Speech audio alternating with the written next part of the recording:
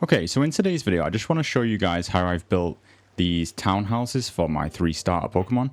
So that's Charmander, Bulbasaur, and Squirtle. But before we get into that, what I need to do first is to demolish this building that I built right here. So this used to be my storage building, just where I had all my storage boxes and stuff. And this was probably the first big build that I did in this game, and I kind of didn't really understand the scale of things. Because if you look at this next to the Pokemon Center, it just looks humongous. It just doesn't look right. It just really doesn't fit in with the rest of the theme that's going on in this build. So yeah, we're going to demolish this first. I won't make you watch this because it'll just be quite annoying. So just thought I'd jump back in because I'm just using Voltorb and a cannon here just to make it a little bit easier. So just thought I'd show you what this is like. So you just get him to follow you, then you place a cannon down. Once you look at the cannon, he'll jump in and you just press light. Oh, there we go. And then, yeah, it just kind of demolishes a few things at a time. So just look at it. He jumps in, you light it, and it just kind of like demolishes a few things at once. Just kind of speeds it up a little bit. But yeah, it's quite frustrating demolishing big structures like this. Right, okay, that was a bit of a chore, but as you can see now, that building is now gone. I've left the floor in there just for now because we're going to be changing the foundation of the floor in a minute anyway. So what I want to do is I want to mimic the size of the base of the Pokemon Center. So what we're going to do is we're just going to measure the block size. So it's 10 by 11. So what I want to do is I want to keep this pathway, and I'm thinking I might not do 10 wide. Because what I'm thinking 3-story townhouses. So I want 3 individual townhouses that are colored specifically for the type of Pokemon that they are. And I want them to kind of like line this street here. So we're probably going to bring this path out a little bit more. So we're going to change the path a little bit. So I think what I'm going to do is I'm going to use the white rock for the foundation. So we're going to replace these blocks. If you don't know how to replace the blocks with Magnet Rise, you just press in the right stick. You get this white outline. And then you can start replacing the blocks that are underneath. Those blocks will then go into your inventory. Oh, not enough energy. I will say, I think the energy thing in this game, it just feels pointless to me. I kind of wish it wasn't a thing, because it really does just get in the way of building. Yeah, it's kind of frustrating. But that's a rant for another day anyway. Let's just continue down here. So as I say, the path now will, if we get these stairs, we can just kind of like lay out where the path. So the path's going to be here, like this instead, going forward. So it'll just come straight down there. I'll have to redo all of that at some point. I don't know if I want them to have a bit of a front yard or a bit of a backyard. So what I might actually do here, I will say as well, if you're wondering how I plan these builds, I just kind of freestyle it. I've not got any like reference build up or anything like that. I've just kind of got something in my mind. It was at this moment that he knew. He f***ed up. Okay, so this build just did not go as planned. So as you can probably see here, I was still trying to go with the original idea with the wooden frames and then the colored blocks inside. But the more this build just started to come together, the more I looked at it and thought, this looks really ugly. The smooth painted blocks kind of looked a bit plasticky. They were a bit too glossy, and they just didn't blend with the wood very well. I also really wasn't getting on with the size that I'd picked originally. I think, again, it was looking a little bit too large for the area. Then it took me a little bit of time to kind of figure out what I actually wanted from these houses and what type of materials I wanted. So I went online, had a look at some of the materials that people are using in their builds, kind of cobbled a few ideas together, and these are what I ended up coming up with. So as you can see, you've still got the colored blocks to differentiate the type of Pokemon that are living in there. And I don't know if I mentioned this earlier on, but it's for each starter Pokemon and all of their evolutions. So in the blue house, for instance, you've got Squirtle, Wartortle, and Blastoise. So they're all living in there. They've got the bigger door on the front just so the larger evolution can still fit in there. And yeah, I'm so pleased with how these have turned out.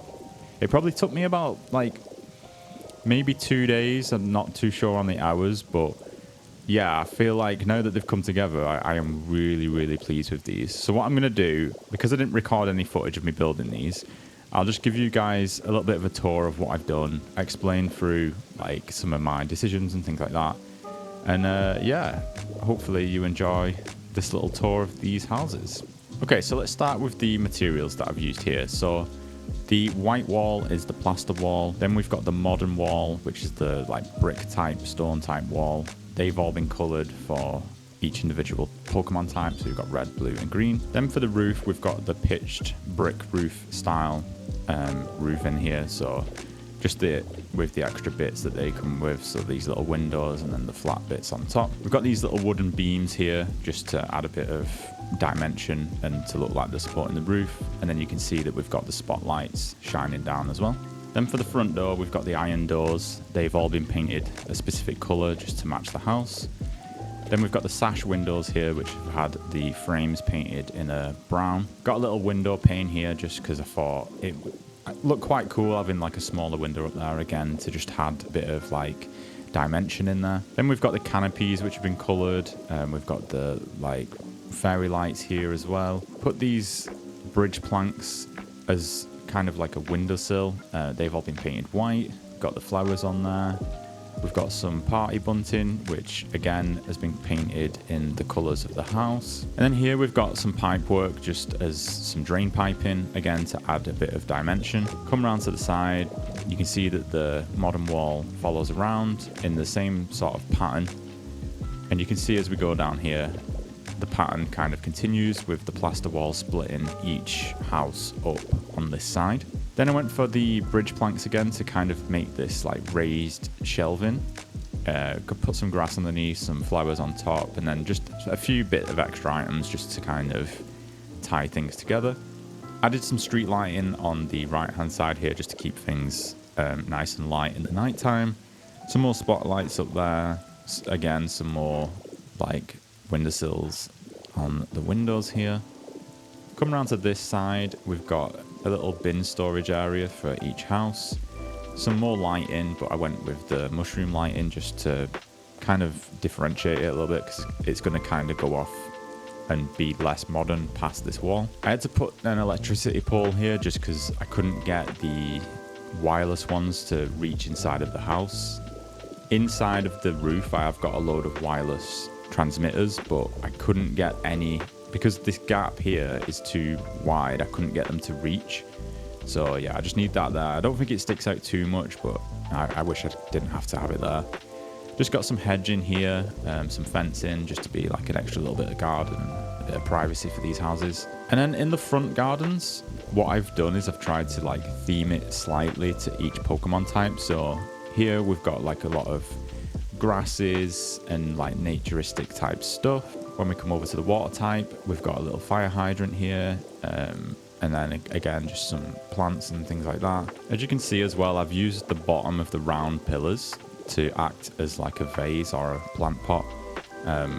Just a really nice effect. I think they look really cool. And then when we come to the fire type Pokemon, we've got just a little fire here, and then again just a nice little flower garden. Each one's got a little doormat in front of it as well, colour themed to the house. Got a little wall light on the side here as well. And yeah, that's kind of everything for the outside. We've got like the iron fencing around here, some street lights again. And it's kind of like all enclosed, like a little private terrace. So yeah, I really like how this looks. And seeing each of the 3 evolutions here for the starter Pokemon from Gen 1, it just, I don't know, it just looks quite cool. I've had this idea for a while, and now that it's all been done, I'm really pleased with how it's turned out. So let's go inside. And inside, to be honest, there's not much going on because I've tried to keep the houses quite small just so I didn't have these huge houses sticking out on the horizon.